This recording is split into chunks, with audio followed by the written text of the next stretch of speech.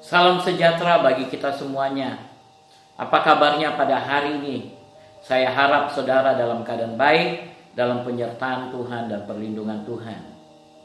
Mungkin kita terkejut kemarin ketika kita belajar morning class kemarin, bahwa dari judulnya kita bisa melihat bagaimana urapan tidak dapat mencegah dosa.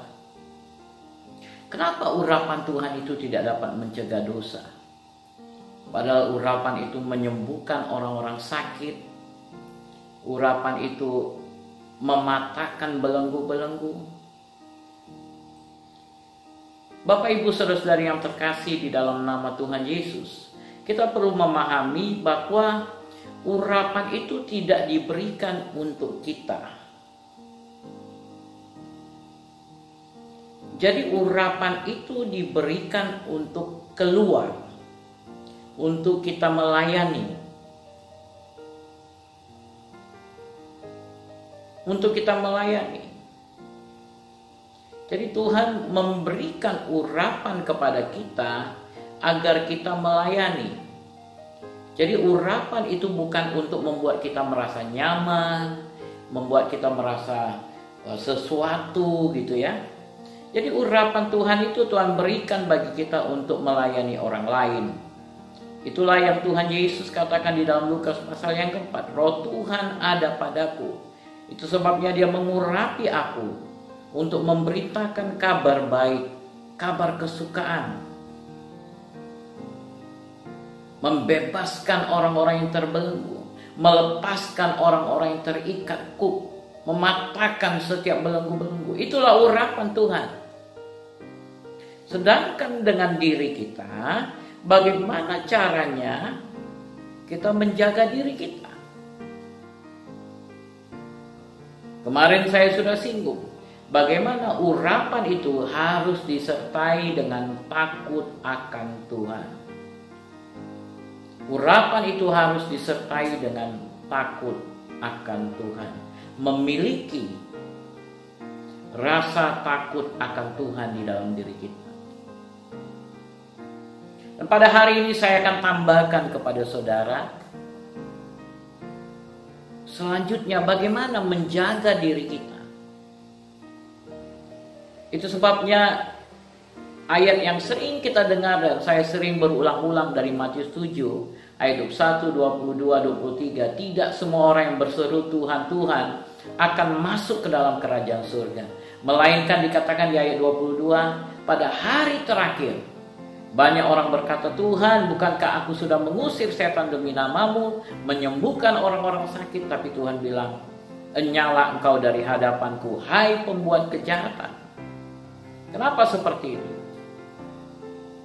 Malahan Benny Hinn pernah memberikan kesaksian bagaimana pada waktu dia sakit keras beberapa 2-3 tahun yang lalu, dan dia sudah hampir mati, dan bahkan nyawanya, rohnya itu sudah ke surga, sudah pergi ke surga.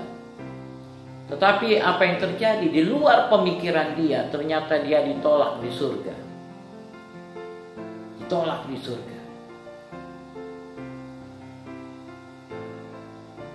Dan dia minta kesempatan kedua.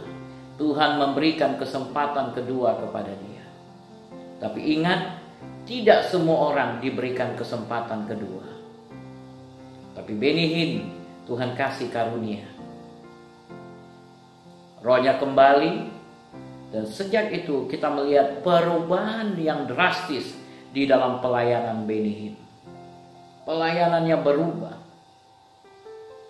Itu sebabnya di YouTube dia, saudara bisa lihat judulnya Bring Back the Cross. Membawa kembali salib itu. Jadi sudah tidak lagi kepada mengarah kepada berkat, tetapi mengarahkan kepada Injil salib, kepada salib Kristus, apa yang Kristus sudah perbuat. Dia harus menjaga diri dia. Itu sebabnya Paulus katakan, jangan sesudah aku memberitakan Injil kepada banyak orang, tetapi aku sendiri ditolak. Penting sekali kita memberitakan Injil kepada orang lain. Kita diurapi untuk melakukan perkara-perkara besar. Tapi jangan lupa untuk menjaga dirimu. Itu sebabnya di dalam Roma pasal yang ke-12 ayat 1 dan 2. Karena itu saudara-saudara, demi kemurahan Allah, aku menasihatkan kamu supaya kamu mempersembahkan tubuhmu sebagai persembahan yang hidup, yang kudus, dan yang berkenan kepada Allah. Itu adalah ibadahmu yang sejati. Ayat yang kedua. Janganlah kamu menjadi serupa dengan dunia ini, tetapi berubahlah oleh pembaharuan budimu, sehingga kamu dapat membedakan manakah kehendak Allah, apa yang baik, yang berkenan kepada Allah, dan yang sempurna. Tuhan memberikan solusi, jalan kepada kita. Bagaimana caranya menjaga hidup kita? Dengan mempersembahkan tubuh kita sebagai persembahan yang hidup, yang kudus, dan yang berkenan. Dan untuk mencapai ini, maka kita harus mengalami apa yang namanya pembaruan budi. Pembaruan budi, yaitu kita harus mengerti, membedakan manakah kehendak Allah, apa yang baik, yang berkenan kepada Allah, dan yang sempurna. Dan seringkali yang menjadi penyebab kejatuhan para hamba-hamba Tuhan, orang-orang yang diurapi, adalah apa yang dikatakan di ayat 3 ini. Berdasarkan kasih karunia yang dianugerahkan kepadaku, aku berkata kepada setiap orang di antara kamu, janganlah kamu memikirkan hal-hal yang lebih tinggi daripada yang patut kamu pikirkan. Tetapi hendaklah kamu berpikir begitu rupa, sehingga kamu menguasai diri menurut ukuran iman yang dikaruniakan Allah kepada kamu masing-masing. Jadi pembaruan budi kita itu sangat penting. Sehingga kita tahu dengan baik mana kehendak Tuhan. Sehingga kita tidak melampaui jalan Tuhan. Karena di dalam hidup ini, kita melihat dengan semua keadaan yang terjadi di bumi ini, kita melihat bagaimana orang-orang yang hidup, yang berhasil, punya rumah yang besar, punya rumah yang bagus, usaha yang luar biasa, uang yang banyak, berkecukupan dalam segala hal. Dan semua ini akhirnya menguasai hidup kita. Itu sebabnya dikatakan, jangan kamu menjadi serupa dengan dunia, tapi persembahkanlah tubuhmu sebagai persembahan yang hidup, yang kudus, dan yang berkenan kepada Allah. Dan untuk mengalami itu, kita mengalami pembaruan budi, sehingga kita bisa tahu ini kehendak Tuhan atau tidak. Memang Tuhan ingin senantiasa memberkati kita. Tuhan ingin selalu memberkati anak-anaknya. Tapi bagaimana cara kerja Tuhan, ini yang harus kita pahami. Karena apalagi urapan itu semakin bertambah-tambah di dalam diri seseorang, kau semakin terkenal, semakin dipakai dengan luar biasa. Orang-orang mulai berdatangan kepada engkau. Dan kadang-kadang bukan lagi rencana Tuhan yang jadi, tapi rencana saya. Yang saya lakukan bukan lagi kehendak Tuhan. Di mana sebelumnya kita melihat dari hidup Yesus yang tercatat dalam 4 Injil, bagaimana Yesus melakukan pelayanannya. Bahwa dia tidak mendatangi semua orang sakit. Dia tidak mengikuti apa maunya dia, tapi dia melihat, mendengar petunjuk dari Bapa. Bahkan kita melihat dari peristiwa Lazarus. Ketika dia mendengar Lazarus sakit, dia tidak langsung mengambil tindakan untuk terbang pergi ke rumah Lazarus. Tapi dia menanti 4 hari. Dia mau menanti kepastian dari Bapa. Dia mau menunjukkan satu pelajaran bagi kita tentang pentingnya menantikan Bapa dan tahu dengan pasti bahwa apa yang kita lakukan ini seturut dengan kehendak Bapa. Maka itu tidak akan melemahkan kita. Tapi seringkali banyak hamba-hamba Tuhan yang terbakar, burn out. Menjadi sakit, menjadi lemah, keletihan, kecapean. Karena mereka sudah melakukan sesuatu di luar batas yang Tuhan percayakan kepada dia.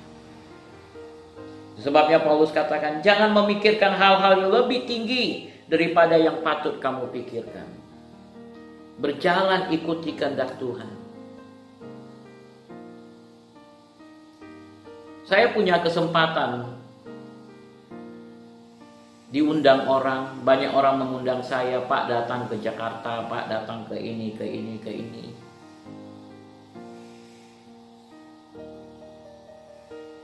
Mereka siap bayari tiket saya, mereka siap berikan semua pelayanan. Tetapi saya tidak akan pergi sampai saya mendengar dengan pasti bahwa ini adalah kehendak Tuhan bagi saya. Kalau saya tahu pasti, barulah saya pergi.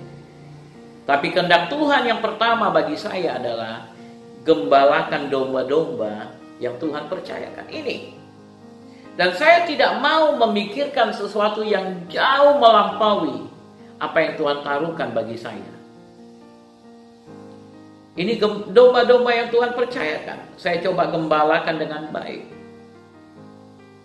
Dan Dia yang memanggil saya, Dia tahu bagaimana mencukupkan segala kebutuhan saya. Kenapa banyak hamba-hamba Tuhan? Saya tidak menghakimi, menuduh. Mereka sibuk luar biasa. Karena UUD, ujung-ujungnya duit. Sehingga akhirnya mereka jatuh di dalam dosa, terjebak oleh permainan tipu daya iblis. Itu sebabnya kita perlu hati-hati di dalam pelayanan ini. Di dalam urapan yang Tuhan berikan, baik pelayanan yang kita lakukan di dalam gereja lokal, pemimpin pujian, singer, pemain musik. Karena urapan itu bisa saja membuat Anda tinggi hati, menjadi sombong. Tapi engkau sadar bahwa ketika engkau ada di mimbar, bukan karena kekuatanmu, bukan karena kehebatanmu, tapi karena kasih karunia Tuhan. Maka itu akan membantu engkau untuk tetap menang sampai akhir. Jadi bukan hanya start well, tapi juga finishing dengan baik. Kiranya Tuhan memberkati saudara. Mari kita berdoa. Bapa yang baik, kami mengucap syukur buat kebenaran firman-Mu pada hari ini. Tolong kami untuk tidak tersesat berjalan di dalam kehendak kami sendiri. Tapi tolong kami untuk mengikuti kehendak Tuhan. Mengarahkan telinga kami untuk senantiasa mendengarkan suara Tuhan. Dan tidak melakukan sesuatu yang lebih tinggi daripada batas yang Tuhan taruhkan kepada kami. Berkati anak-anak-Mu sepanjang hari ini. Biarlah Engkau urapi mereka dalam menjalankan weekend mereka. Biarlah sukacita damai sejahtera Tuhan bersama mereka melimpah-limpah. Di dalam nama Yesus kami berdoa. Amin, amin. Kiranya Tuhan memberkati saudara. Stay safe and God bless you. Shalom.